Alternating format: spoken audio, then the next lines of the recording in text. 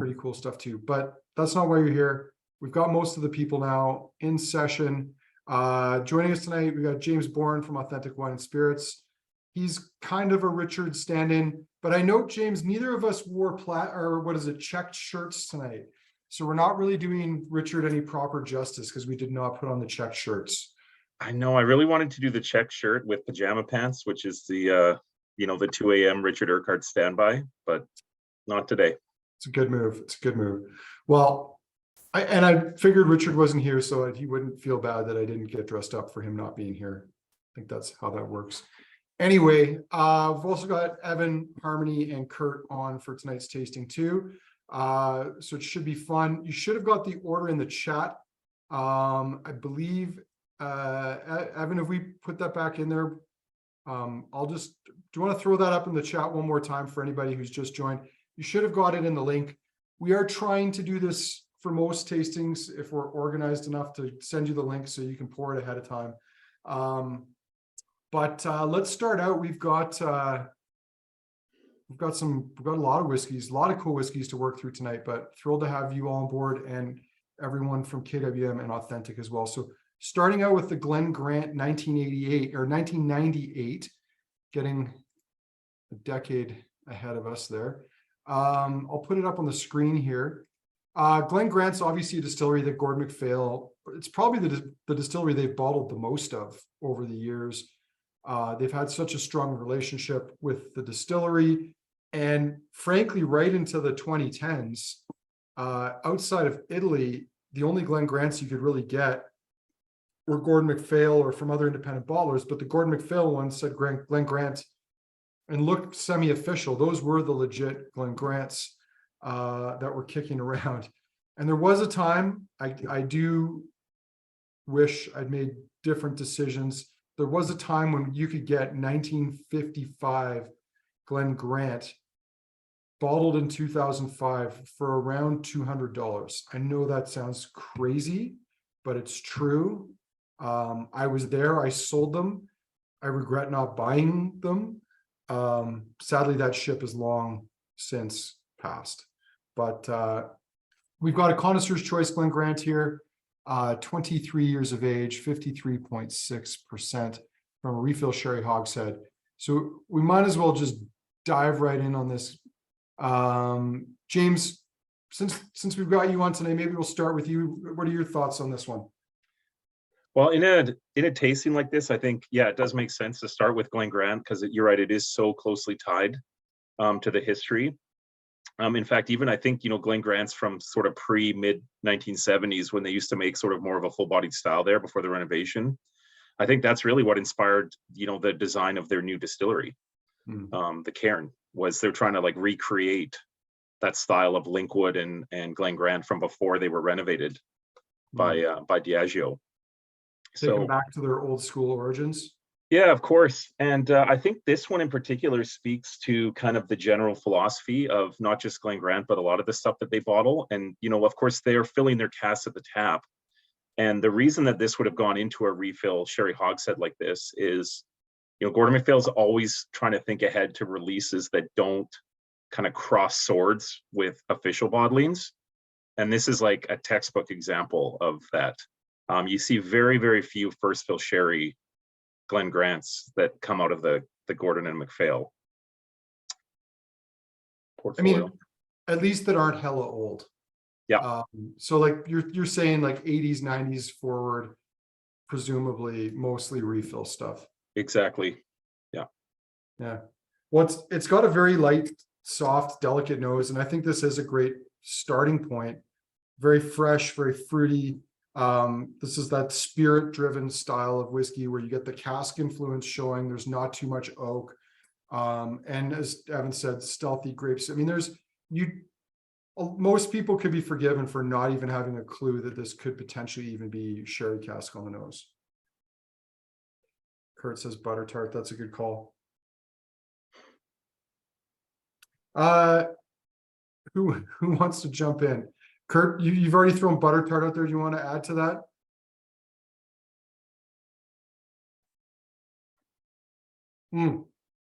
We got to make Kurt co-host. I believe that's the That is the flaw in the logic here.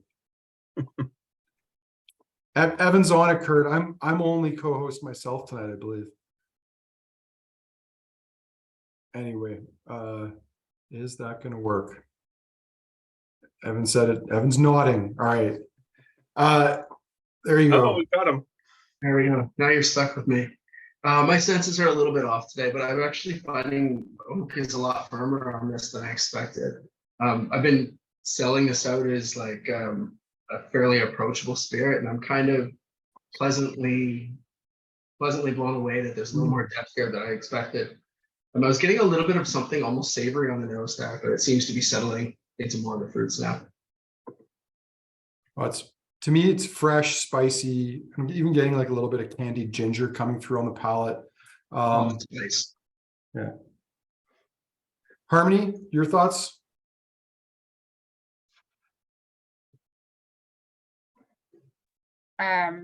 I really like it. It's not as sherry forward as I would have guessed. I feel like it does have a lot of bourbon notes, qualities like those butter tarts and orange zest, and definitely I'm getting ginger, sweet ginger candies.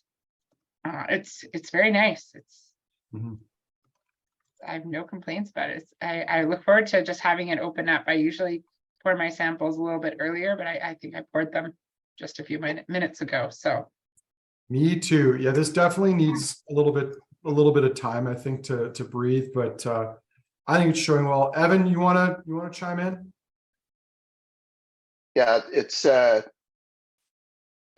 said in the chat, like a lot of the indie Glen Grants and a lot of the Glen Grant I've had at this age have been SMWS bottles, usually from ex-bourbon or refill hogsheads. And they tend to get quite dunnage heavy, where I don't get this on that or that on this, and probably because it was one very much different warehouse that I was aging away in. But also probably the sherry cask influence as well. And with the sherry, there's a little bit of a char note that I'm getting on the finish that's pretty cool as well. And James, you gave us some facts, but do you have any thoughts on the profile of this before we roll on? Yeah, for sure. I mean, I've been fortunate. I've tried this at a lot of different tastings over the last couple of months. This is a bottle that I enjoyed quite a lot, but it definitely, to me, it's like missing on the pour initially here, like it's missing kind of a bit of fruit in the mid palate that you'd want. And the finish is like a little bit spicier than I'd like. But I think when we sit with this for like half an hour in the glass, both of those things come around. And that's probably the thing that I think first about this whiskey. Oh, okay. Well, yeah, it does seem a little tight. You know, if we're going to bring this back to wine, like some wines just need more time to breathe. And I think there might be some truth behind this, because it does seem fairly tightly wound, but it's pleasant. You probably noticed I think about whiskey like wine quite frequently. There you go. Well, as long as you're not doing that aeration thing while you're drinking with friends, then you'll be fine. Cool. All right. Well, as always, what we like to do, we like to go through the whole range once, try to leave a little bit to go back to see how things change and evolve in the glass, and we'll see where we get. Next up is the Bladnoch, which is a KWM exclusive cask. I just have to find the page. Here we go. I'll put it up on the screen. So famous last words with this one. You know, the staff have heard this several times before. We've got samples to look at, and before we've even tried it, I'm ruling it out as not even in contention for whatever reason. It's too expensive, or in the case of an Amrut that's coming tomorrow, it's a port cask, which I'm generally not very well disposed to most of the time, and then I end up eating some crow as a result. But this is one of the oldest and definitely the most expensive casks we've ever brought in. It's also one of the smallest, which helped this happen. How exactly this cask only had 53 odd bottles in it, I would love to know. You know, we can speculate about it, but the ABV is not especially low. I mean, well, it's not especially high either, 54.1, but you could speculate that, oh, maybe, you know, it was a leaky cask. Well, you'd expect you'd lose alcohol as well as water in that case. So it's a mystery, I suppose, that we won't have answers to, but when it was offered to us, after sampling it, it was one of those things where we had to have it. So that brings us to where we are. 1988, 33 years of age, refill sherry hogshead, bottled at 54.1%, from a distillery that was going through, the death throes of pre-shutdown at this point in time. I believe it was owned by Arthur Bells at the time, which eventually became part of DCL and then UDV Diageo. I believe 1990, if am I correct, 1990 might have been the last year that they produced there, somewhere in that range. But this is pre-Raymond Armstrong buying the distillery to make it a holiday destination for people with caravans and not negotiating a right to distill, which to this day I think is fascinating that happened. And then eventually trying to get that permission from them later on down the line. But yeah, Bladnoch, I love this. I think it's just like gorgeous, sort of old school refill cask, mature whiskey. James, you were instrumental in no small way in this finding its way to us. Maybe we start with you if you've got anything you want to add to the. Yeah, I feel like first I should go straight to the facts again, because there is kind of an interesting story behind this one. When we were offered it, it was a list that Richard sent us of these older leaky casks that they had found that they were going to be bottling very quickly, and asking if we had a customer for them. And I think this was the youngest one on the list. And so I remember looking at the list and being like, well, there's no way, like no one will take an entire cask, even if it's like 20 or 30 bottles. That's a lot of this. Well, I think in discussions, somehow I mentioned to you, because you were asking like what options I might have coming up, and I shared this list with you, and you said, well, let's at least try some of them. So I requested the cask sample. I got a message back from G&M, and they said that they went to pull a fresh sample from this, and they realized the cask had leaked to the point past bottling. So actually the original offer was off the table. So this is when it gets weird, is that she looked to see if there would be an alternative cask from Bladnoch from the same time. And I said, well, probably the quantities won't work, but go for it. Well, when they went in the warehouse, I think some of this stuff is stored at Bladnoch, and they actually found another leaky cask. So that's the one that you got, sir. So congrats on getting leaky cask number 2. Well, I don't know who we blame for the stewardship of the casks. Do we blame the new owners of Bladnoch? Do we blame the eccentric Irishman who owned it for a couple of decades? Yeah, it's a good question. I mean, I'm sure you've heard the stories of distillery workers that kick Gordon MacPhail casks because they're often the oldest ones in the warehouse at like all around Scotland.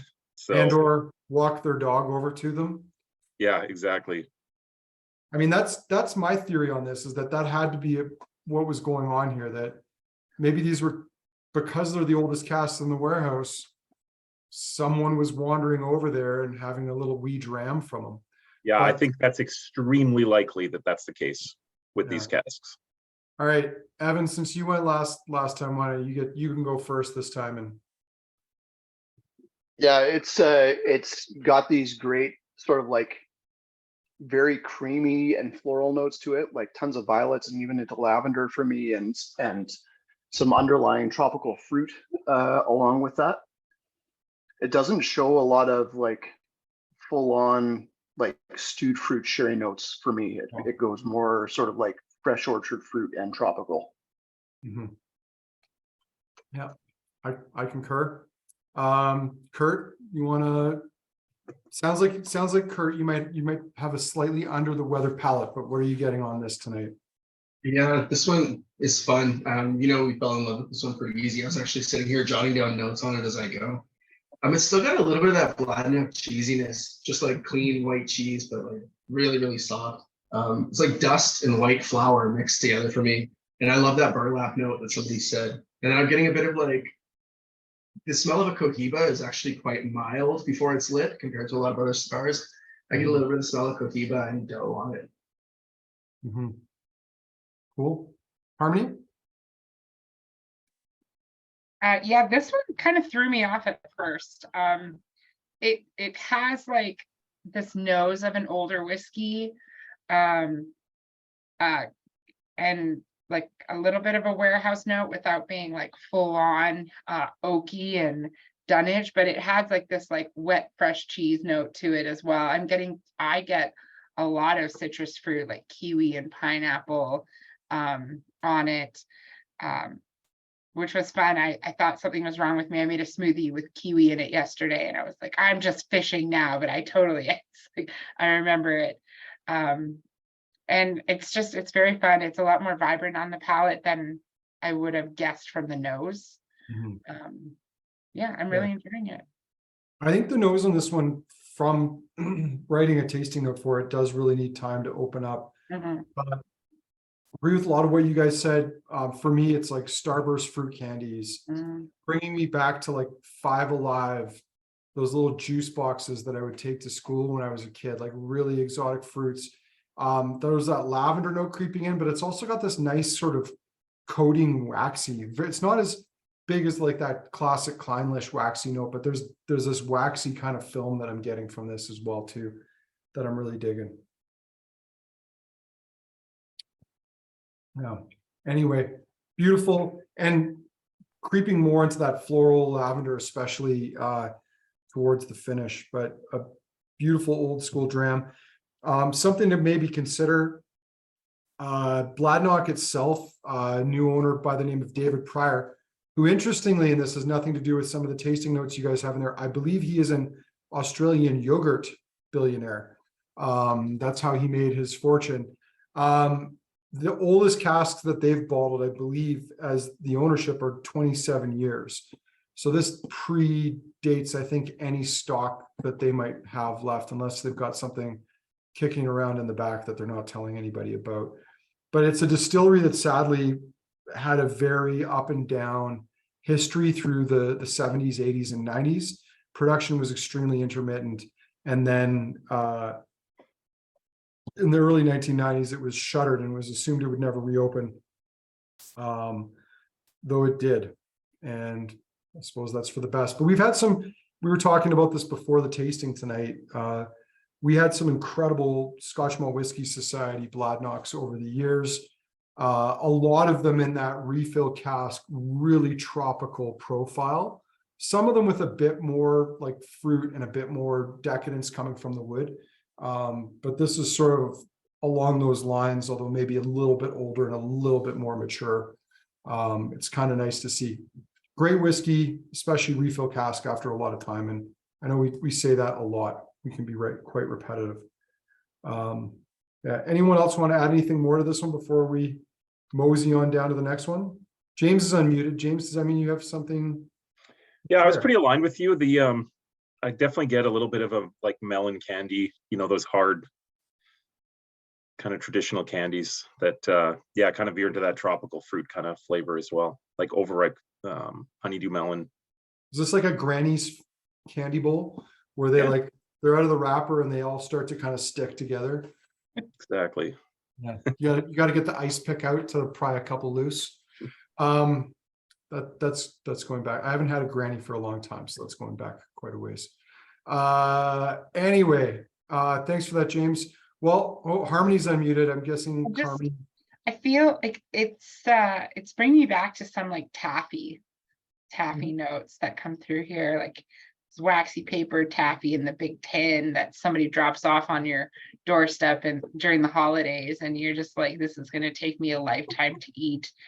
And then you finish that tin much faster than you ever thought you could. But I'm getting a lot of those kind of melon taffy creaminess as this opens up. But I think just like the first one, this just needs more time to open up here. James wants to know if people drop candy at your house. I suppose they could, but I would note, although it's been a while, we used to be the recipient of cheese buns and those cookies with the currants in them and things occasionally at the shop. I mean, we like getting things every once in a while. So you want to send Harmony and the team some candy, they won't object. Anyway, James, do you want to introduce the next one? This is a Teaninich, because it was sold out, but now it seems we might get a little bit more. Sure. So yeah, this is one of those casks that I was able to select myself, and this to me was a no-brainer. It immediately when I tried this. So believe it or not, this was actually pitched to an account in the United States that said no to it. So sometimes some of the best casks that I get offered are things that, you know, of course the US on paper is a bigger market. There's more casks that fly around there, but you know, they tend to sometimes go for stuff that actually I wouldn't be interested in, and it leaves fun things like this. So yeah, Teaninich or Teaninich, if you're a local, basically is the distillery across the street from Dalmore, more or less. Andrew, have you been inside? No, No, I've only been outside as well. yeah, Diageo doesn't like letting people visit fun, interesting distilleries. No, I think this one's like high up there on the interesting note too, because yeah, this is one of those distilleries, and you can see it when you visit, even from outside. Like it's basically like they had a distillery that was kind of cool and older, that was, you know, making whiskey very much in the vein of, you know, some of the neighbors like Balblair and Dalmore, you know, full-bodied, fruity, typical Highland stuff. And then they built a new distillery right beside it. But instead of like building Clynelish like they did up the road, they built like basically like a Glentockers beside it.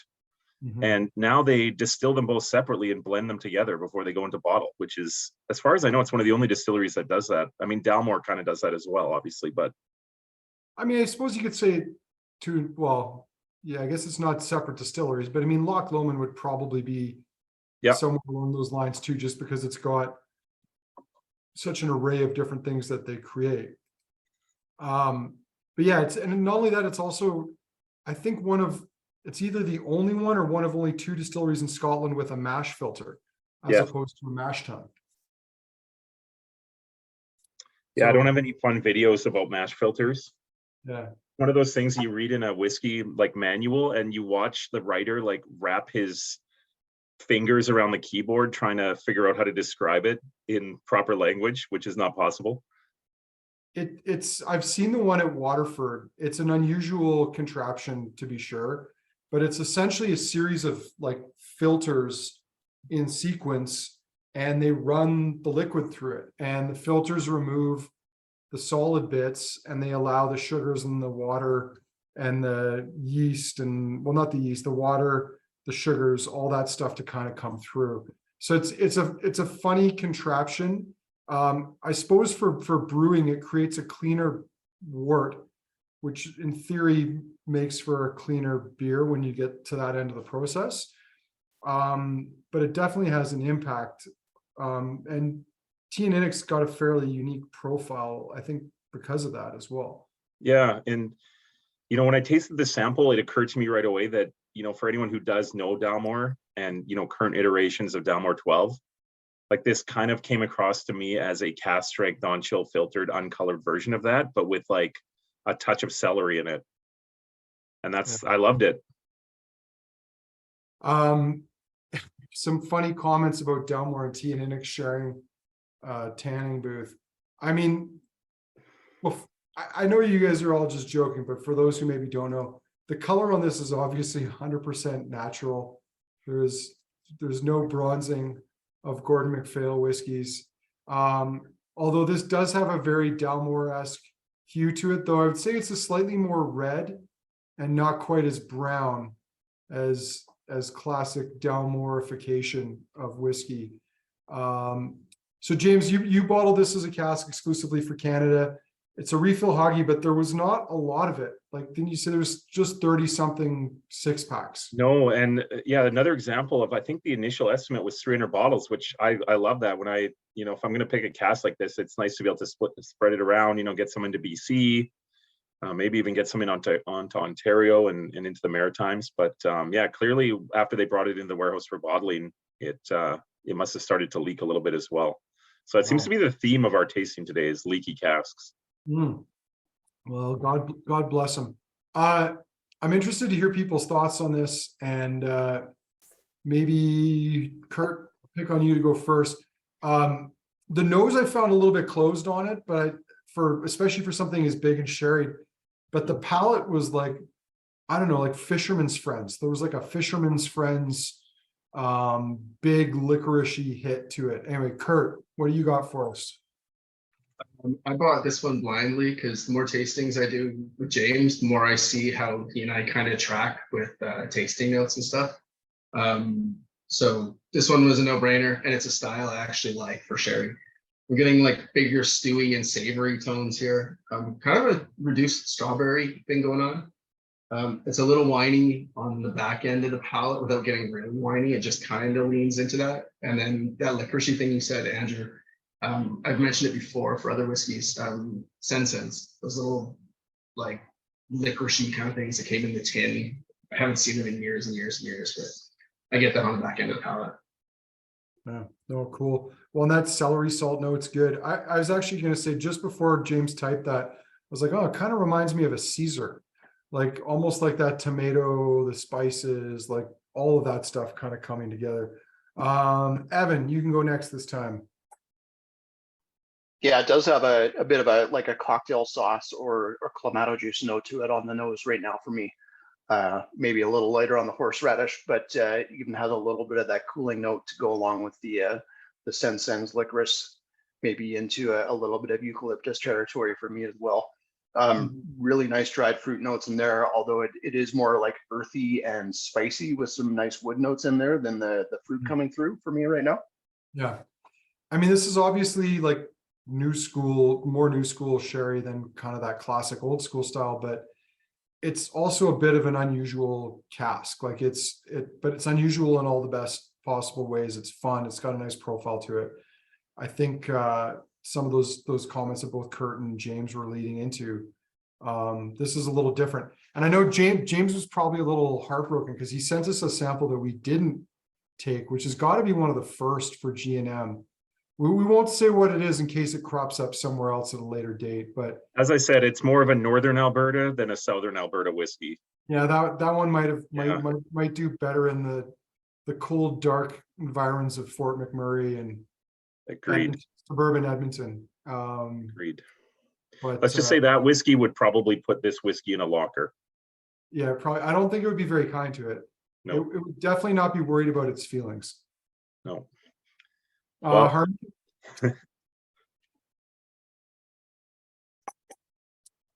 Harmony's just shaking her head. She doesn't want to comment on this one. You guys kill me. This is great. I agree a lot with a lot of the tasting notes. I agree a lot with Evan. Evan and I have a very similar palate at times, and the only thing that I would add to it is a little bit of like an apple cider vinegar kind of note along with that celery seed. And yeah, it's really fantastic. It kind of, the first sip I had was just kind of a flavor, and it was kind of hard to grab onto everything that was happening. But I think over the five of us and the notes, I think we nailed it. Like, I got lots of like raspberry chocolates and spices and kind of that sarsaparilla rhubarb at first, but it's definitely turning into a more savory spirit as it sits here. So it's very interesting. Yeah, cool. So this is one that you'll note on our website is marked as pre-order. We actually thought we were out of this, but it turns out some more of it has reappeared. Can't say why or from where, but James was kind enough to let us know that he was able to get us a few more. So it'll be appearing back in the shop next week, next Wednesday. If you like it, if you were tempted by a $150 sherried cask strength single cask at 13 years of age, which is not something we see a ton of anymore. It's on the website. I think I put the link in the chat.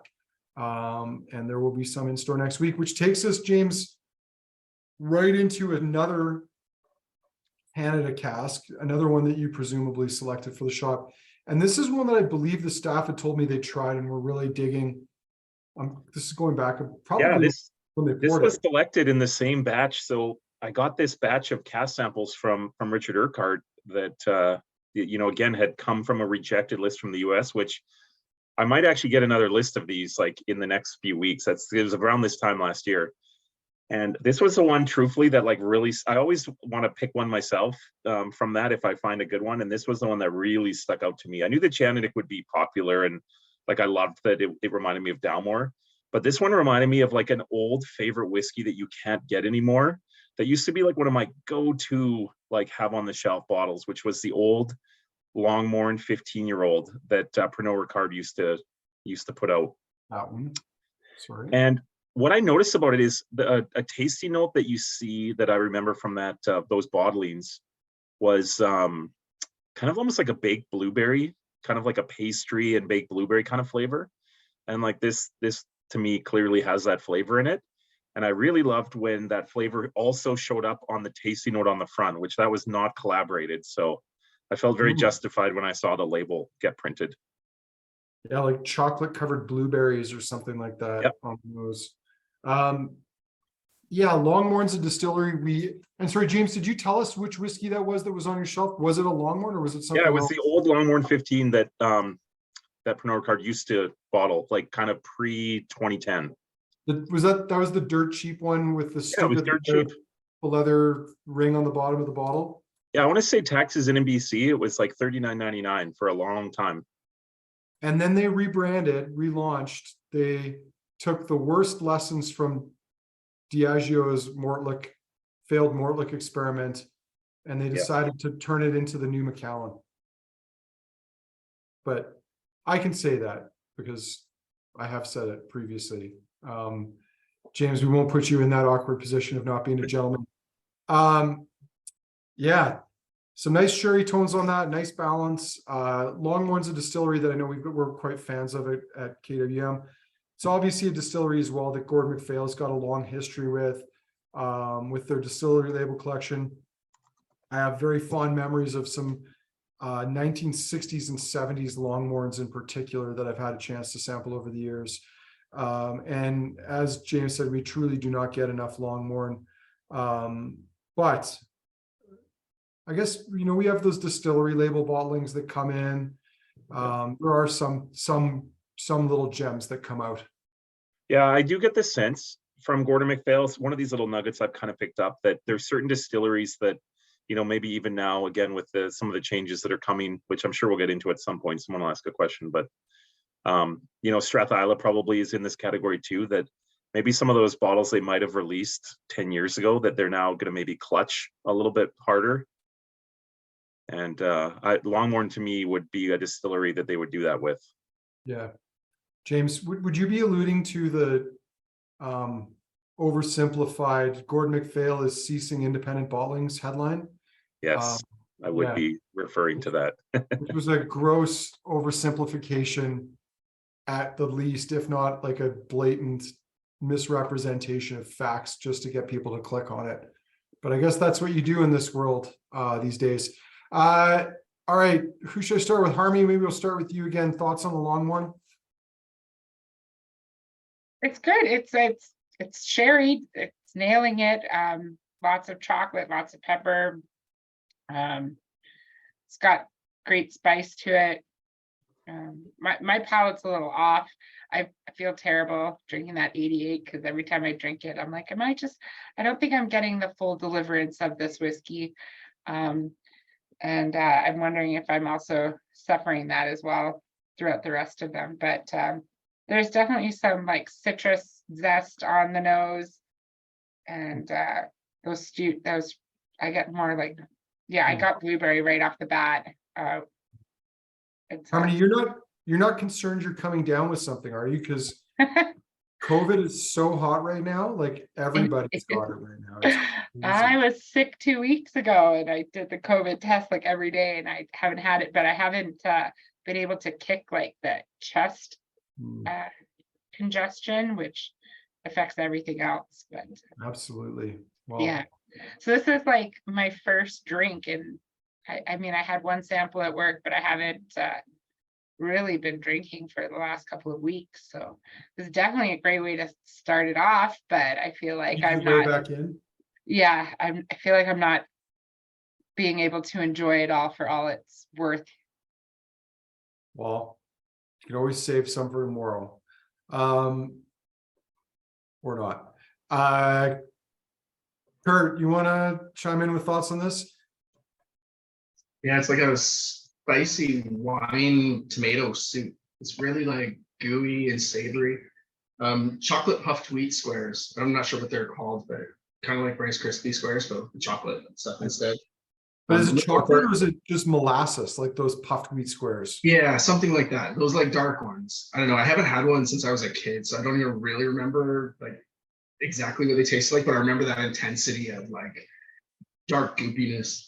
Jujubes, and there's almost like a marrow kind of note to it. We've talked about bone losing and stuff like that before. That kind of fatty, marrowy, meaty sort of note for me. Cool. Thanks, Kurt. Evan? Yeah, the molasses, I get it. It does have this like caramelized or burnt brown sugar note coming through for me right now. Still getting a lot of that sort of like savory bay leaf spice to it, where it's spice, but it's almost got its own like texture as well, in a really cool manner. And then the maple syrup notes sticking with me as well. Yeah, it's quite sweet, sticky, Yeah. syrup for sure. Yeah, more lush than the Teaninich, which still seems a little bit more tightly wound. Mhm. Yeah, agreed. Cool. James, do you have any thoughts on that one before we move on to Ballertown? No, I think that's pretty well covered. Yeah, these two whiskeys are just kind of a fun little pair. I'm glad I'm glad I took them both. Yeah, they're a nice little contrast with each other. You know what's funny is I think, you know, the Longmorn's done reasonably well. Like it's a good bottle, you know, they're moving. But I partly wonder if it's suffering a little bit from not being in the distillery label packaging. And, you know, I know this, maybe most other people don't know this, but Gordon MacPhail doesn't do the distillery label packaging with cask strength or single cask bottlings. It's purely just for other releases. But if this had that Longmorn distillery label on it, and it was cask strength like this, it would have been gone in a heartbeat, I think. That's probably true, actually. So maybe that's part of the strategy. Slow things Yeah, down. there just hasn't been enough good Longmorn in the market in the last 5 to 10 years either. No. I think it's a little bit off people's radar as, I mean, to me, it's one of the very best distilleries in Scotland, but Yeah. maybe not everybody is on board.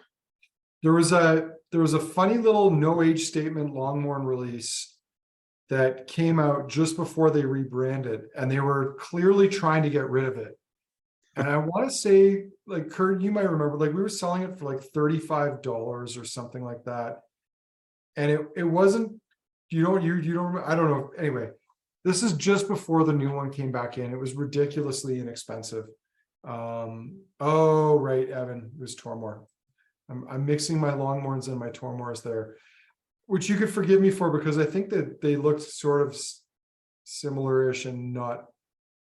Anyway, regardless, just we'll carry on. And By the way, pretend. Andrew, one last comment before. I don't know if you remember Stuart from Ben Riach. I remember in his presentation when he was really feeling it, he would sometimes drop a hint to the movie There Will Be Blood, because of course Ben Riach and Longmorn share a water source, but on the books they're separate.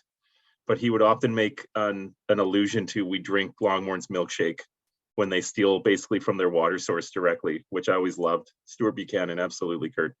Yeah, he's a gem of a guy. Yeah, as you can imagine, he was the guy to pull off that line and Yeah, make it sound like it was his idea.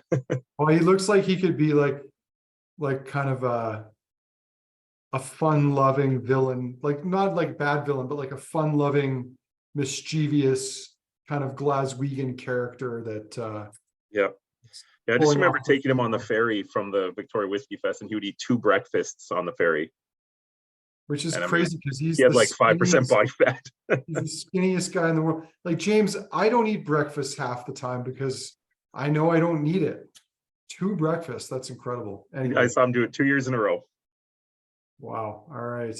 I'm not, well, and actually, quick comment, James, have you been on a CalMac ferry in Scotland? Can you comment on the quality of a BC ferries breakfast versus a CalMac Scottish ferries breakfast? You know, I can't. The only time I've been on one of those ferries was when we were went to Jura, And while we were in the tour, we were told that there was a storm coming. We had to quickly make it back to the mainland, and we spent a night unexpectedly in Port Skeg, and the ferry was kind of docked there. And we were out smoking like late at night outside of the bar, and realized like the ferry's just sitting there. And so we took our cigars and drams and went and enjoyed them inside the ferry. I mean, I don't know if you're supposed to do that, but I do know they weren't serving breakfast when we were in there. Well, it's on an island on the coast of Scotland. I'm sure everything goes during a storm at night when no one really cares. So I love Jeff's comment, BC, well, not really. I mean, it's funny that BC Ferry sucks at everything.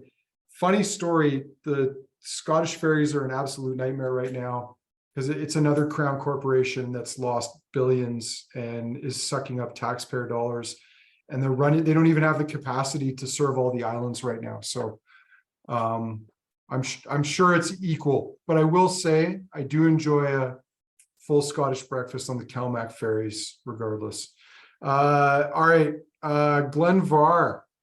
This is a distillery we don't get to talk about too often. In fact, I don't think we've seen a bottle of this in the market for at least 5 or 6 years. There was a time when we would get Rare Malts bottlings, which was a Diageo owned line of independent bottlings. But that was ages ago. The last Glen Mhor we had, or Glen Mhor, I got to correct myself. It's spelled Mhor, but pronounced Far. Was quite some time ago, and no one's really been bottling these. I think when we first got this in, I did some digging just to see how many bottlings of Glen Mhor there had been in the last decade, and you could really count them on a hand, or at most 2 hands, and most of those were Gordon MacPhail bottlings. So it's a distillery that is truly long gone, more or less forgotten. But this particular one here, we were really thrilled to get this into the shop because this is a really lovely sherried old school style single malt. And even though it's got a bit more color, I think, than the Glenburgie, it could be a toss-up. There's a delicacy to this one that I really felt needed to go first. For those who aren't familiar, Glen Mhor is one of 3 distilleries that used to operate in the town of Inverness. Even though it's actually the size of a city, they can only call it a town because it doesn't have a cathedral with a spire above a certain height. That's what determines if you're a town or a city in Scotland. It's not actually how many people you have or how important you are. Elgin is a city, even though it's a 5th the size and its cathedral lies in ruins, but it did at one point have a cathedral with a spire of a certain height, so it therefore is a city. And that's how Scotland works. There was 3 distilleries in Inverness, Glen Albin, Glen Mhor, and somebody help me here. I don't know why I can't remember the 3rd one off the top of my head. Glen Vivis? Milburn. Milburn, right. Which I found a bottle of. I actually got a bottle of Milburn. It's a Gordon MacPhail bottling from the early 2000s or the late 90s. And it's like 67 point something percent alcohol. It's tucked away in the vaults right now. It's crazy independent bottling. Anyway, Glen Mhor, one of the 3 distilleries from Inverness, they're all gone. Glen Albin and Glen Mhor were actually neighbors. They're both now underneath what is a brand new supermarket and shopping center. They were bulldozed. Glen Mhor Distillery actually has an interesting connection to Ernest Shackleton and the Shackleton expedition, because the distillery was owned by McKinley's and Co., which is the company that bottled whiskey for the Shackleton expedition. And so when White and Mackay, who then owned the rights after this whiskey was rediscovered, did a replica of it, they actually, they claim they put some Glen Mhor in it. It must have been like a teaspoon, reflecting on this, because I don't think many people other than Gordon MacPhail had much Glen Mhor, but there you have it. Interesting distillery, and this particular bottling, the details on it, it's 40 years old, from 1982. I don't even see the cask type on this here. James, you probably have that at hand. I don't know. Oh, hogshead, refill. Yeah, it's a refill sherry hogshead, 174 bottles, 50.8%. And James, you might have some other details on this. Like very few of these came into the market, right? Yeah, I mean, And yeah, I think there's maybe 6 bottles in Canada. Hmm. So yeah, I mean, obviously it's not inexpensive, but pretty special bottling, the fact that this still exists. And if you are the type as I am that is following all these Gordon MacPhail releases, I think the last time they released one was about 5 years ago, and that was in 1966. And yeah, they this year actually released also in 1975 as part of this same collection. Mhm. So yeah, I mean, who knows how much else they have? I mean, who knows? Yeah. Well, I don't know if it was with respect to the Glen Mhor, but I know with that last release of G&M bottlings, some of those were supposedly the last casks they had of Mhm. some of those distilleries. But yeah, to your point, no one knows. They don't really seem to they've always been very good at politely not answering questions when you ask them about things like that. Yeah, I just always remember when I asked the two brothers when they were together who had more Casa, Barora, and Port Ellen, was it them or Diageo? And the way and the manner in which they hesitated was very telling. Mhm. They did not think that was a ridiculous question. The nose on this is great. The palate's even better. It's really old school sherry, tropical, syrupy. There's a faint meatiness to it too. Loads of chocolate, veering into those tropical tones. And I'm just reading through also at the same time my tasting notes: teriyaki beef jerky and honey garlic chicken wings. That's probably not the best way to sell a $4,000+ bottle, but I still get some of those notes coming through here too. I love those, that chicken, savory chicken meat, but also honey and garlic all rolled together. Evan, I believe it's your turn to go first this time. Sounds good. Yeah, this is really cool stuff. It's got this weird combination of being like relatively sherried, but still having these really cool orchard fruits coming through and being very lively as well. Like there almost is this acidic brightness that brings out the palate for me, and even the nose, where it's not sour, but it's just lively because of it. I do get this really interesting blue cheese note right out on the nose, like a crumbly blue cheese that's coming through. And Is that the dipping sauce? Is it the blue cheese dipping sauce that you often no, get? this is actual blue cheese crumble for me. I'm going upscale, I guess. You're classing it up. Yeah. Okay. Kurt. Lots of good notes there. I agree with. I just hot cross buns and some kind of vinaigrette to me. Just kind of those old musty book tones too on the palate. No. This is more Velicor than Velicor. Yeah. James, that's probably an obscure reference for many of you. We won't delve too deep into it. But Harmony, your thoughts? Well, lots of like fruit compote. I still get that meaty, savory note. I said soy sauce in there. You said teriyaki. I feel like we're kind of on the same page. But the more I sit with it, the brighter it's becoming at the same time. Every once in a while, I get a whiff of like a nice stone fruit or like a toffee. I mean, even a burnt toffee. But it's really enjoyable. I'm really enjoying it. I wouldn't mind having some wings with this.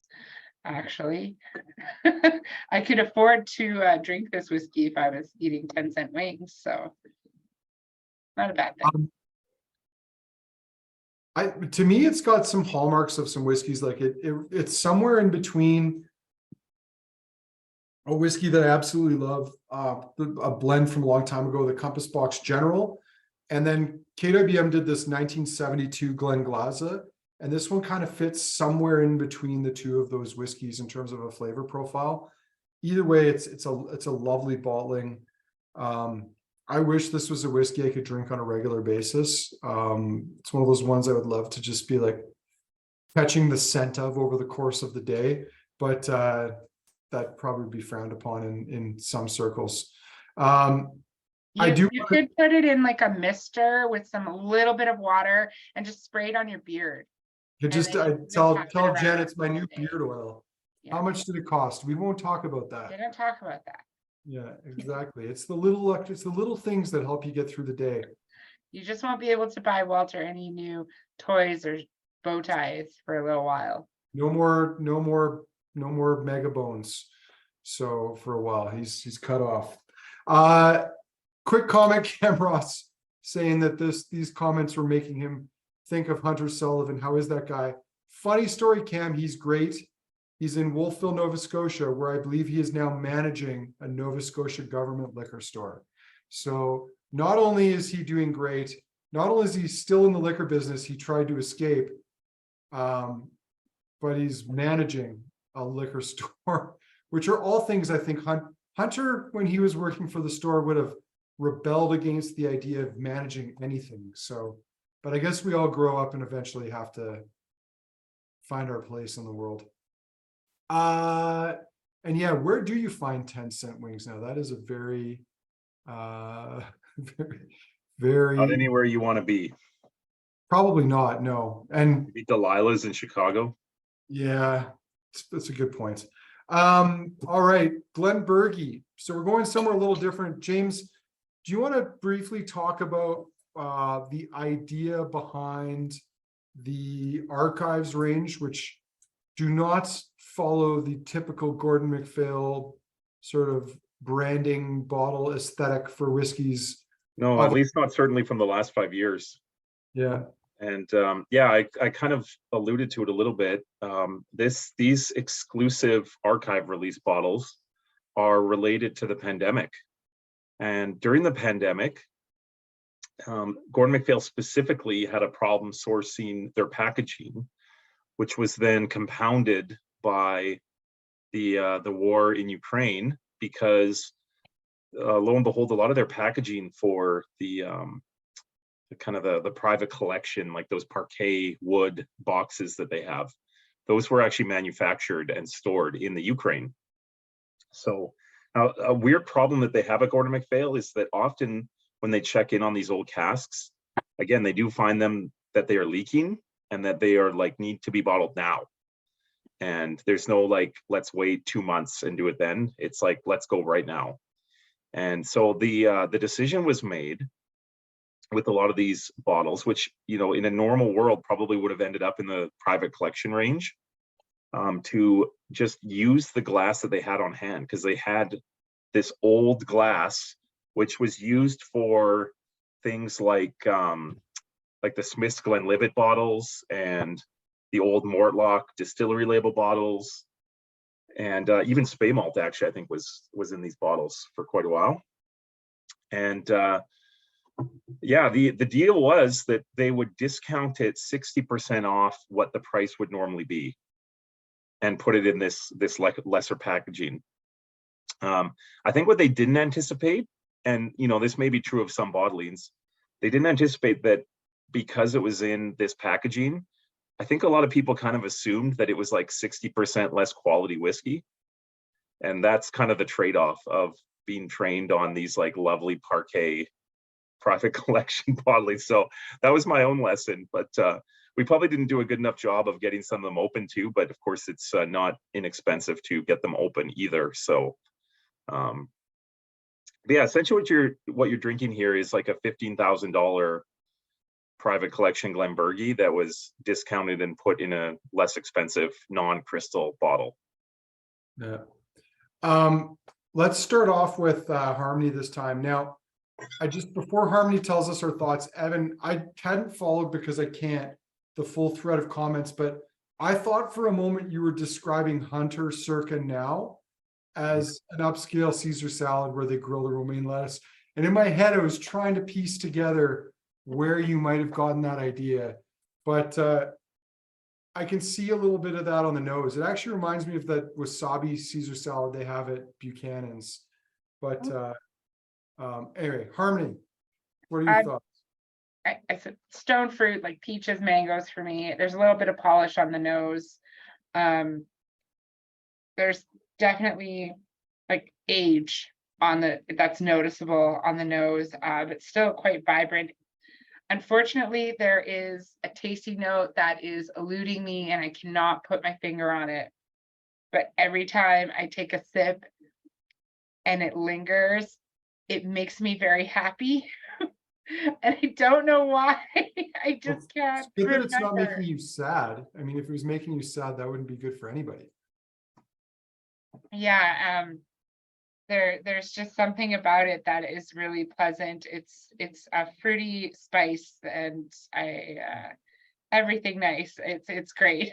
Okay. Maybe Kurt, someone will say it in their notes and it'll click. Furiously scribbling away on this one too. This is a really cool whiskey. Nose for me, rosewater, lemon, ginger, tropical fruit juices, and all those old musky kind of things. On the palate, I get a little bit of that fuel sort of note. Cough drops, burnt fruit, wax, and kind of minerally vitamin-y tones. And just this drink's like really, really awesome old school whiskey to me. Love it. mhm. It's amazing how different some things can show on different days because I wrote my own tasting notes for both this and the Glen Mhor on the same day.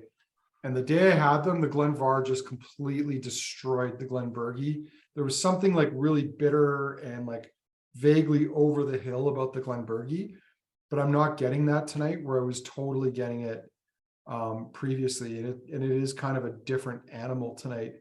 And Evan, I can still see your Caesar salad, like wasabi Caesar salad with like, I don't know, steak on the palate on this one now. Anything else you want to add to that or about Hunter? Yeah, it has this really nice sort of musty dustiness of like old leather chairs and like you're opening up a book where the pages are like cracking as you open it almost. And you've just got pressed flowers in between some of the pages as well with some wax paper. It's like the Glen Mhor was really cool, but this is one of those very like memory evoking whiskeys for me. Cool. All right. James, anything you want to add to the general theme of enjoying Yeah, this? in the tasting note realm, I mean, there is definitely something that reminds me of, days, I didn't do this for very long, but days working in like, restaurant kitchens. And when you have like those meats cooking in cast iron pans and you're like deglazing some of that charred meat with like cognac and like something about the way those things all mix together, it like is pleasing, even though it sounds terrible. Yeah, I don't know. I'm just, I feel fortunate to be able to even try whiskeys like this now. So Yeah. No, I mean, there was a time when some of these things were a lot more common than they are now. And, yeah, we can comment on something being very expensive, but relative to rarity and quality, I mean, there's a lot of very expensive collectible whiskey out there from a lot of companies that wouldn't be anywhere near this good. And it's 2 or 3 or 4, 5 times the price. But yeah, I think this bottle will probably be available for at least 2 more years in Alberta. And you know what, for people that get it, like what a deal. Yeah. Kurt, doesn't this make you pine for years of old when, granted, few of these things were ever cask strength, but they'd be 40 or 43, but they were incredible and they were cheap. I was talking to Evan when I popped into the shop last night and he was pulling together the order for this. I think it was last night. And when it came to this one, he had it really deep in the lineup. And I was like, yeah, but those ones are always at like 40 or 43 or something. No, not this one. I'm blown away by how big it is, how cool it is and stuff. It's a style that, like you and Mourn, man, there was so much of this floating around, and closest I came to drinking a bunch of it recently was probably in your basement not too long ago. So I'm hearing a do-over. We don't talk about Fight Club, Kurt. But yeah, point taken. All right, let's go to Caol Ila. This is really the odd man out in the This is the odd man out in the lineup tonight in a lot of ways. This is the wood finish Caol Ila 2009. This is the only whiskey in tonight's lineup that's not a single cask, or is it? It is not. No. I didn't think so. All right, I'm pulling it up here. We still have this, which is a bit of a surprise. I'm not sure if I shared that. So, but here we go. I'll pull up my screen. So Gordon MacPhail's Connoisseur's Choice collection, they have what they call the upper and lower, which are their standard Connoisseur's Choice bottlings. The upper ones are the shorter ones like the Bladnoch. The lower would be like the Teaninich and the Longmorn we just tried. And then they have their cask finishes as well, which is the Caol Ila, or the wood finish rather. And this is finished in a Sassicaia wine cask. Now, people love Caol Ila, people love Sassicaia. Should people love Caol Ila finished in Sassicaia? James, I might let you lead into this since you also happen to have some expertise in Italian wines. Yeah, it's kind of a funny marriage. I mean, when you understand the companies, I think Sassicaia has kind of a weird history. I sometimes wonder what would happen if a celebrity was posting with a bottle of Gordon MacPhail. Like it seems like a weird mix that Sassicaia essentially became like the darling wine of NBA players about 5 years ago. And it happened at the exact same moment that the Wine Spectator named it the wine of the year, and it was completely unrelated. So these guys at Sassicaia, which of all these great expensive Tuscan wines that have emerged, since the early 80s, Sassicaia is kind of like, I would describe them as kind of an old school kind of producer. Like it's not a wine you'd want to drink if you're looking for something that's lush, big fruit, really modern, lots of oak. It's kind of a little bit rustic. It's, it's kind of got a leathery profile, but, it has a lot of soul. And I think kind of the company ethos at Sassicaia and at Gordon MacPhail, there's some interconnected elements there. But it's also a wine that like you're not expected to drink for a long time. No, like 25 years plus. So are these NBA players waiting 25 years to drink their They're Sassicaia? definitely not. I don't know if they think 25 minutes beyond. Are they decanting? Does drinking straight from the bottle count as decanting? I guess it's relative. How big a distance? Anyway, no. Yeah, it's interesting. I have like Harmony, and I've tried some of these Ben Romick and Gordon MacPhail wine finishes over the years, and I think I make the mistake of always going in with the same lowered expectations I do with wine finishes with most other companies, and then usually find myself saying, okay, well, it's a lot better than I thought it would be. And I mean, my first instance, this is my first time trying this Caol Ila. It's nowhere near as winey on the nose or palate as I was expecting it to be. And actually the tannins from that wine cask are actually complementing that Caol Ila for me really nicely on both the nose and the palate. A lot more than I actually thought I was going to like this. Well, who else do we know that absolutely loves to put Caol Ila in French oak casks? You mentioned him earlier. Yeah. Compass Box. Yeah. Kurt, I'm curious to hear your thoughts on this because you and I are usually aligned on the whole wine cast thing, although I think I'm a little bit more forgiving than you are. So I'd like to hear your thoughts. I was terrified of drinking this one. Tony bought one a couple years back, one of these red box ones. I think it was Hermitage though at the time.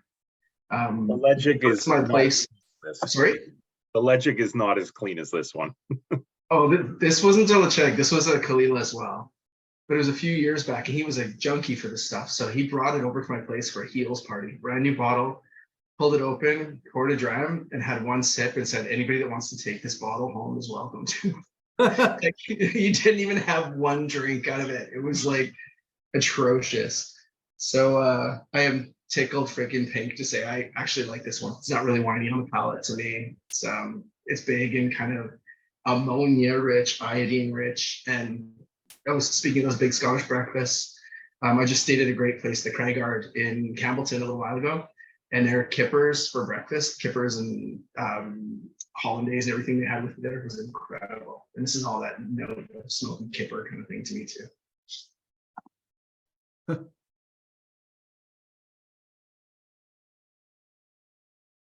Yeah, interesting. All right, who's Evan? Why don't you go first this time, or next rather? Yeah, I gotta say this isn't what I was expecting. Like I thought the wine notes would come out a lot more, or at least kind of like shake things up a lot, where it seems to be very well married together. Especially on the nose, where it's got these great sort of like smoky and barbecue notes to it. It's definitely different. Like it's thinner on the palate than you'd expect if it was in a sherry cask potentially, but it still shows really, really nicely, and it just kind of does a bit more of a different spin on the Caol Ila. Like it almost goes into Ardmore territory for me, where it's got these like these dry grain notes to it that I don't expect from Caol Ila necessarily. It's a softer Caol Ila too. I mean, I think for a 12, 13-year-old Caol Ila, most of us would have expected something a bit more robust and a bit more intense. And I think it's tamed it nicely. And I think one of the things that I wonder about this can't be fresh Sassicaia cask. Like surely these were used to finish something else previously. Because you're not getting any of that residual wine character coming through. It's purely just the wood, and the wood's added a nice kind of top note on top of everything else. James, is that your suspicion as well? Yeah, I think so. My guess is that they've learned a little bit. So like they're getting casks from Gigal, like the Rhone producer. They're getting Saint Joseph and Hermitage and Cote Rôtie casks. And then they're getting these Sassicaia casks, but they haven't been doing this a long time. And my guess is that there's been a little bit of a learning curve that, maybe the second time around might produce better results. Cool. Harmony, I don't think we've let you chime in on this one yet. You're muted still.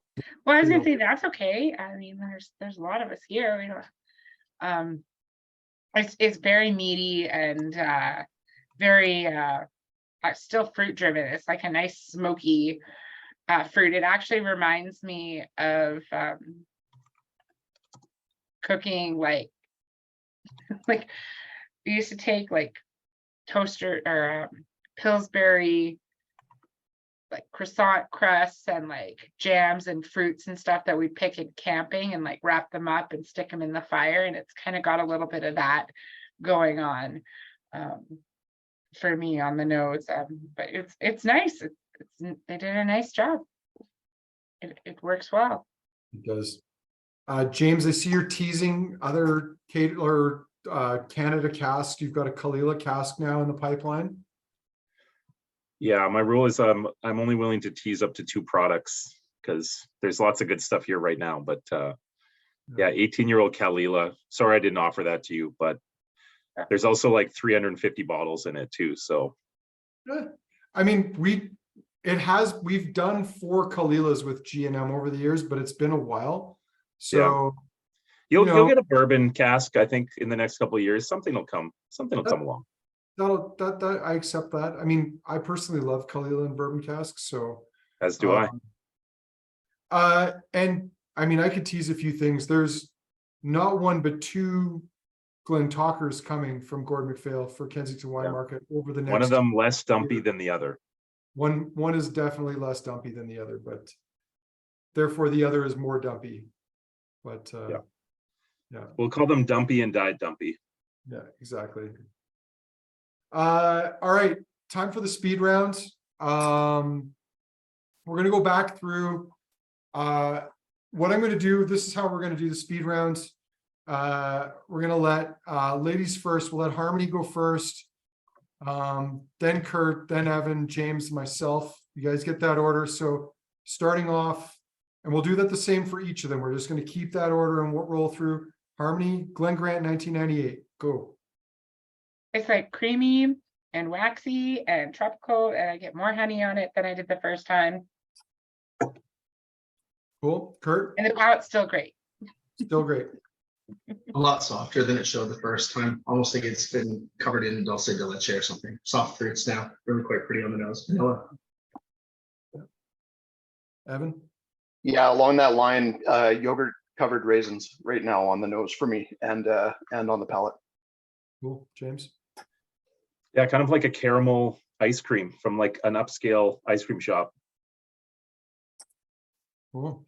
Load of fruit, like lots of citrus, melons. It's very fresh. I think I'm hoping it's going to somehow just explode and become more so, but it's sort of, I don't know, maybe it needs more time. Maybe we're rushing it too much tonight, but very tasty. All right, back to Harmony. Bladnoch. Please don't fire me. These are smelling notes.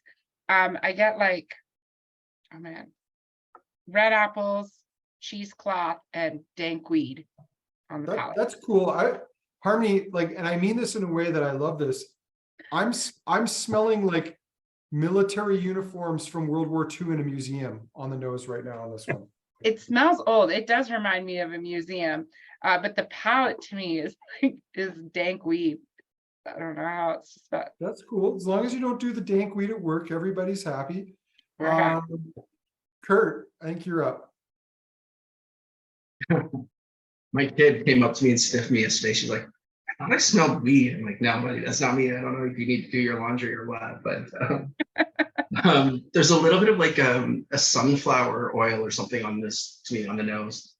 I wasn't really picking up on it the first time, but really, really pretty. The longer it's in the glass, the more I like it. I kind of was a little bit taken aback by how tightly wound it seemed when I first sipped it tonight, but it's unraveling really, really nice. I really love that. Cool. Evan.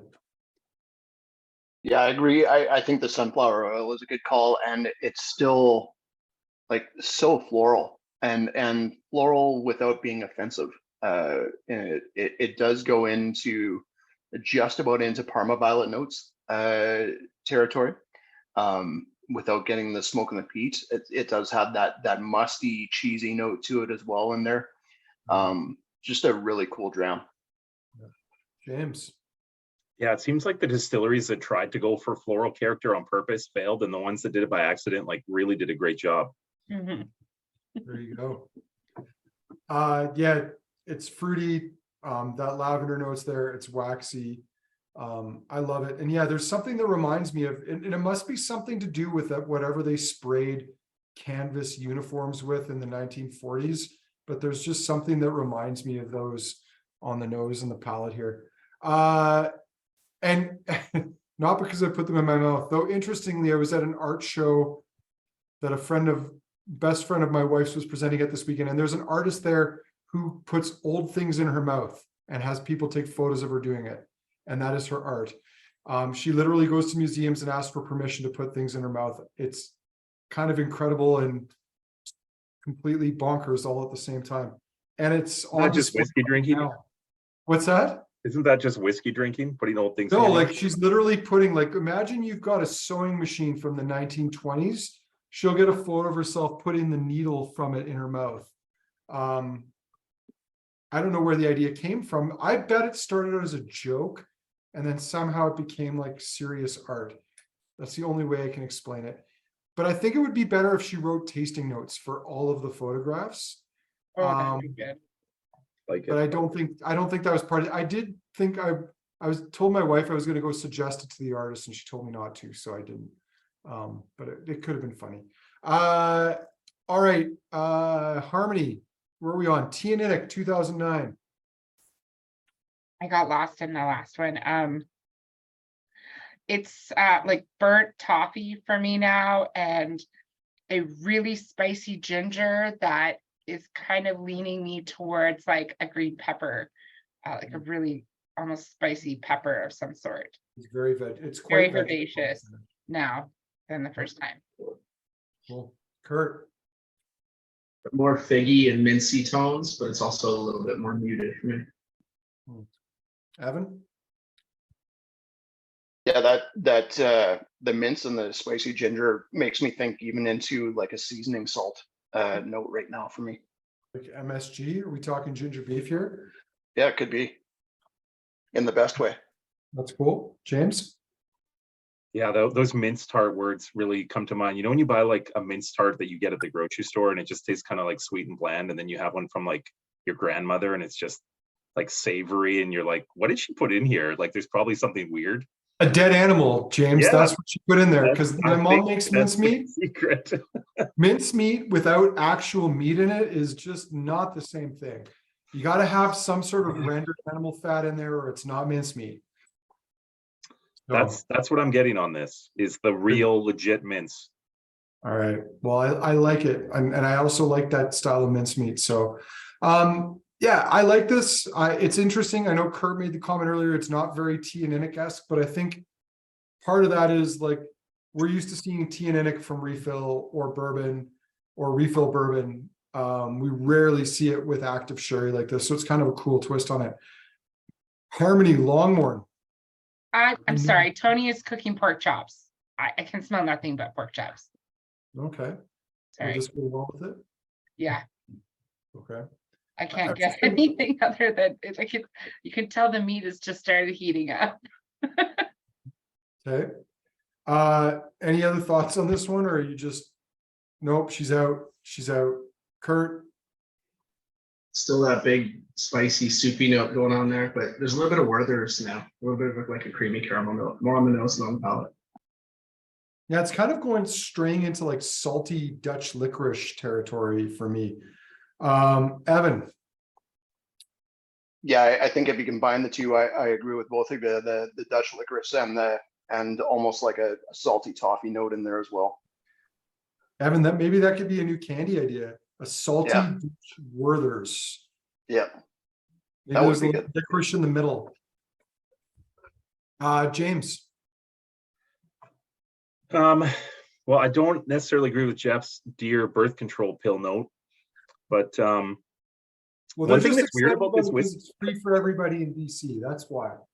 Yeah. That's why they're so this is excited. what we worry about here, fairies and deer birth control. This is unusual. Usually whiskeys that have this type of spicy note, I expect that if it sits for half an hour, that's going to settle down, but this has gone up, which is really unusual. So it's getting spicier as it sits. Cool.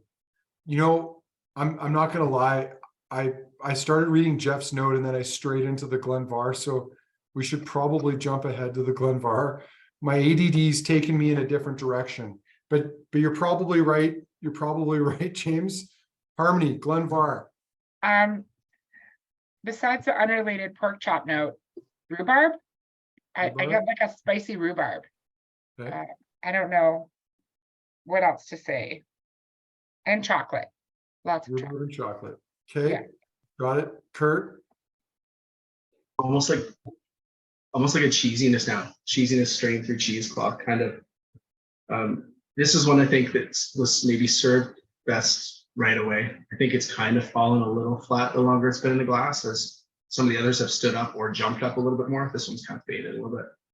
Wow. Classic old whiskey problem. It's like they don't last as long in the bottle as younger whiskeys often do. So, but I don't know. I might disagree slightly on that because it's still lighting up my palate. Evan? yeah, I'm still getting a latex paint note on the nose that I got the first time around, where you're just kind of trying to get that room done and let it dry. But it's got these great fruit notes too. How to sell a $4,000 closed distillery bottling by Evan? Hey, Latex it's paint, man. it's So latex paint. premium latex paint. It's not the cheap I stuff. would hope it's ultra premium, like satin finish or something like that. Yeah, people were worried that we were going to get censored for other words that were used. I feel like if you say the word latex in a whiskey tasting, it should just automatically, Zoom should just bleep it out as it's coming out of your mouth.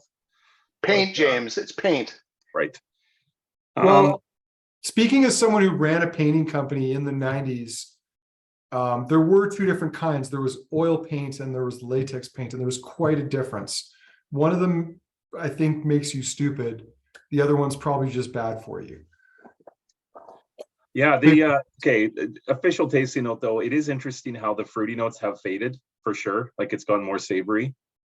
And you know, a lot of these old Gordon MacPhails, I've had such a wonderful chance to try a lot more old bottlings, and people share them with me now that I work for them.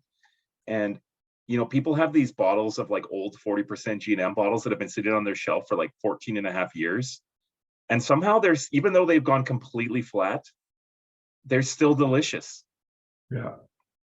No, I mean, and that might be overstating the point. Like, part of the problem is when you have a little pour and you put it in a glass, like it's definitely gonna, and you know, you walk away from it for 15, 20 minutes, it's probably gonna change a little bit. But I don't know, to me, that's still the only one so far that I've finished everything in my glass. So we'll leave that where it's at.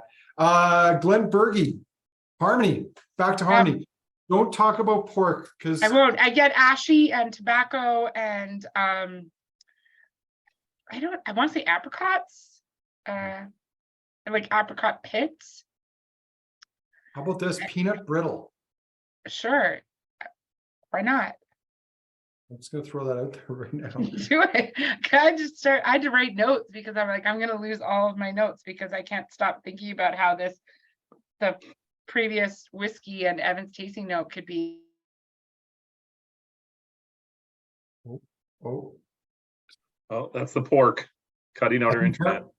Harmony froze. All right, all good. Kurt, you're up. Yeah, I'm getting like Flintstone vitamin notes now. Some kind of candy tones, a little bit kind of doughy, really quite elegant.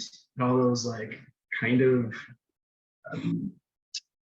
fuel-y tones are still there to me. It's almost like you walked past a just lit kerosene lamp or something. Yeah. Okay. Evan?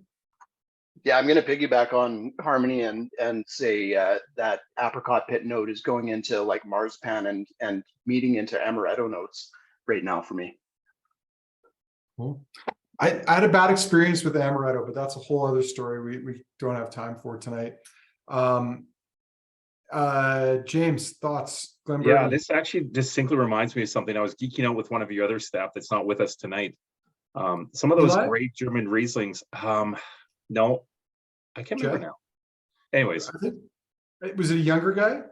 yeah, It was Eli. it was Eli. Sorry, I thought you said Eli, Ty. yeah. Yeah, you're right. It was Eli. So some of those great Rieslings you have on your shelf, when those get really, really old, like over 40 years old, this is the range that they go into where there's that diesel-y note, but then like these like really, really wacky tropical fruits. And man, again, I could just nose this. Like you don't need to drink it. You just nose it. It's amazing. This one's really gone up in my esteem since I first tried it. Like, I remember, I don't know, James, I don't know if I'd messaged you, but I was trying to be diplomatic about it because I'd done a tasting note for the Glen Mhor and I was like, oh man, I love it. And for this one, it was like the nose on the Glenburgie for me was a 10 out of 10 at the time, but the palate was like a 7. And I was just kind of just like, I was so disappointed by it, but it's drinking well above that mark tonight. Like it stood up a lot more than I thought it was going to. You know, maybe the point with the 3 older whiskeys tonight is they kind of don't tread on each other's territory in a weird way. Like they all kind of bring something a little bit different and unique. Yeah. All right, Kurt, we're starting with you because we lost Harmony. Caol Ila. You'll get this one, Andrew. Cola cubes. There's cola cubes all over the nose on this for me, and lime, and lots of like dark vanilla, almost like vanilla Coke or something like that. I'm getting banana bread, like walnut cool. loaf banana bread, and it's moist. Like I can it's see so that for moist. sure. I know Let's moist. just say that word those 2 times and move on. Moist is a triggering word for a lot of people. I know. It sure is. Evan. Yeah, you said the cola cubes. I'm gonna go one more and go into Jones Cola specifically. If you've had the Jones Cola, where it's a little bit more vanilla driven versus the regular Coke or Pepsi, And also moist. also moist, and like a little bit of like fresh, like new sneakers on there as well, like the vinyl or the rubber in there as well. And then some great like baked apple notes in there as well. Cool. Okay, James. Yeah, just the lack of wine is, I think kind of where I'm stuck with that one. Like, let's I just, have to let's say. just, let's just address the elephant in the room. Jeff put a pretty good comment in the chat there, so. Uh, But you're right, the wine cask doesn't, this is just a lovely Caol Ila. The fact that it spent some time in a cask that may have had some sort of wine influence, I think is irrelevant. Yeah, what I will say is that the French oak that you get on the finish does remind me of Flaming Heart bottlings for sure. Like you get that baking spice that like kind of grips your palate, and I think Caol Ila is well served by that note. So kudos to G&M for a successful experiment. Yeah, that's a good call. I didn't make that reference originally that you did, James, but now that you say it, that it does have very much that Flaming Heart note to it, where it's got this cinnamon plus creamy and ashy at the same time coming from the French oak, with just a slight mocha or baking chocolate note to it as well. Yeah, especially the most recent Flaming Heart is like very aggressively French oaky. But the interesting thing about this though is that it's this nice kind of coating top note. It's not a dominant note. And I think that's what's so nice about this. Like the irony of this being a finish is it's such a subtle finish. And I think that's what makes it so pleasant, is that it's not heavy-handed. So an interesting range. All right, we're going to trigger the poll here. Harmony did message me. She can't get back in for some reason. So she's out. I actually suspect she's just going to eat pork chocks with Tony. So I think that's what's happening. She's out. We'll forgive her for that. But the poll is now up. You get to vote for your two favorites. I'm not going to look. I'm going to try to keep off there for a bit. So Evan, while people are submitting their votes, I'm going to put you on the spot. And because this was it was a very special lineup tonight. I'm going to let you choose three. What are your top three picks?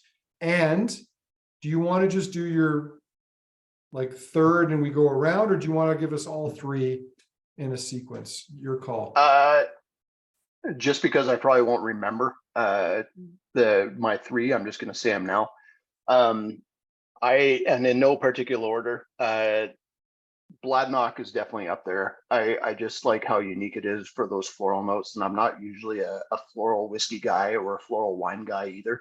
Probably my least favorite grape is Gewürztraminer because of that. But this one just hits and is so well put together. Beyond that, the Glen Talkers is really it's nearly impossible to love it. It's just so well put together and just incredible for an older whiskey. And then for something younger, I'm gonna pick the Longmorn. I love Longmorn. I usually like it in more refill casks because I love when the orchard fruit bursts out of it. But I love the sherry on this one. It's really cool stuff. Cool. Kurt, top three, either in order or in no particular order. It's up to you. Okay, I'm gonna take the cop out then and go in no particular order because it got really neck and neck at the end there. For me, the Glenburgie was number one. I love that one, but it's gonna be a toss up between the Bladnoch and the Glen Mhor. Glen Mhor had it, I think, at first, but the way the Bladnoch is developing in the glass is really, really cool. So I'm not sure which one of those two I prefer. They're awesome. Excuse me. All right, spoiled for choice tonight, James. Yeah, I'm just gonna say, like, from one of Richard's previous visits, I have a half a bottle of that Glenburgie 1967. This has been the greatest act of willpower of my entire life. I do have a plan for it, and I want to save it for people that ask me that are curious to buy a bottle. But yeah, I mean, to me, it was that was the one that really stood out. But all three of the older bottlings tonight, I thought all on a different night could win, depending on my mood. And so, kind of not a fair fight, but the three older bottles all, to me, were the type of whiskey that I get excited about. Okay. Well, I guess that's a fair point, because my three favorites are also those three. I think for me it's Glen Mhor, Bladnoch, Glenburgie, but maybe I'll let you each have one more slumming it choice of not expensive older bottles. Maybe we'll go in reverse order. James, if you had to pick one of those other 4 whiskeys tonight, because we excluded everything from the 80s and older, which would be your favorite? Yeah, that would be easy. I mean, that Glen Grant is probably the most complex, but I love that Longmorn 2007, and of course I put my name on it, so I'm quite happy to stand behind that choice. Hey, Evan. Yeah, I picked a Longmorn, and I'll stick with that one. The whole lineup shows really, really well, and I was pleasantly surprised by the Caol Ila. I tend to like Caol Ila when it's an ex-bourbon refill, but it kind of put it a little bit of a different spin on it in a cool manner. So I'll take that one as an honorable 4th, I guess. Kurt? Like I said, I trusted James, so I bought those 2 Canada casks blindly. I think I sent him a message afterwards and said, "Are they good?" But I knew they would be good. So I'm happy to have those, but I don't spend a ton of time with big old sherry whiskeys like that. So for me, I think it would have to be the Glen Grant, just because I would lean towards it a little bit more frequently, and that's the style I like pulling apart a little bit more. I don't know why, but I'm going to go in a completely different direction. I'm going Caol Ila. I think partly because I hate the idea of it being finished in a Sassicaia cask, but really it's just finished in good French oak, and it's so doughy, and I don't know. And James, your Longmorn's great, but just I think I'm trying to juggle the fact that I don't hate this Sassicaia finish as much as I thought I would. So in fact, far from it. All right, back to the poll results. And actually, I do want to make a comment. I only stumbled upon one tasting note in there earlier. I think it was relating to the Bladnoch, and it was Shannon, who related to bong water. Amazing, nice contribution. And don't ever feel embarrassed to add something like that in here, as long as you're not celebrating a Nazi war criminal in Parliament. Most things here go. So yeah, good tasting note. I love it. All right, the results as they come in tonight. Really interesting. Here we go. I'll share the results. It looks like the star of the show tonight is the Glenburgie, edging out the Glen Mhor, the Bladnoch coming in 3rd, and then for second choice, the Glen Mhor with the Bladnoch and the Glenburgie tied for 2nd. So nice to see, especially in that second round, everybody got at least a vote or 2. It's like back in gym class in the 1980s, everybody gets a participation little badge. So, and then you get the ice cream afterwards with the spoon built into the lid. Good times. I want to thank James, and Authentic Wine and Spirits as always. And I mean, one of the things that I can't explicitly say, but like this tasting should have been a lot more expensive. So we'll just leave it at that and say thank you for that. I want to say thank you to Gordon MacPhail for giving us the opportunity to bottle the Bladnoch, and amongst many other things that have come through the pipelines. Thank you to Harmony, who's no longer here. Thank you to Kurt and Evan as well. Spoiler, tomorrow there is a newsletter coming out. We have not 1, not 2, but 3 new casks to tell you about. I have 2 of them at hand here. We have a 9-year-old Aaron sherry cask, very reasonably priced. A 9-year-old Amrut port cask. Think about that. It's Amrut and it's 9 years old. It's as old as Greedy Angels almost. And it's port cask. Kurt, I'm picking on you in this because same thing. I once said we would never bottle a port cask, and now we've bottled a port cask. When we tasted them too, that was not a runaway for me. They gave us some decent samples and we bounced back and forth. And after a decent amount of discussion, I was like, yeah, there's no 2 ways about it. Like, we're bottling port. How did this happen? Because I think it was a no-brainer. We were saying no to it blindly, and we ended up saying yes to it with our eyes open. Yeah, no, it was the consensus pick. I think the staff were divided in 2 different directions. And the other one I don't have at hand, but it's a Cavalan Solist sherry. We have an Oloroso sherry Cavalan coming to, which we're really jazzed about. So that's what's new. That's what's coming out tomorrow. Thanks everybody once again. I hope you enjoyed the tasting tonight. Remember, we've got Maurice Chevalier from Old Pulteney next Tuesday. I think the week after that, we've got Richard Urquhart from Gordon MacPhail for Ben Romick. So look forward to you guys joining us for those as well. Have a great night. We'll talk again soon. And yeah, take care. Play us out, Kurt. Someday. You know what? We should just play music next time and pretend. I'll plug in next time for you. All right. Sounds good. Good night, everyone.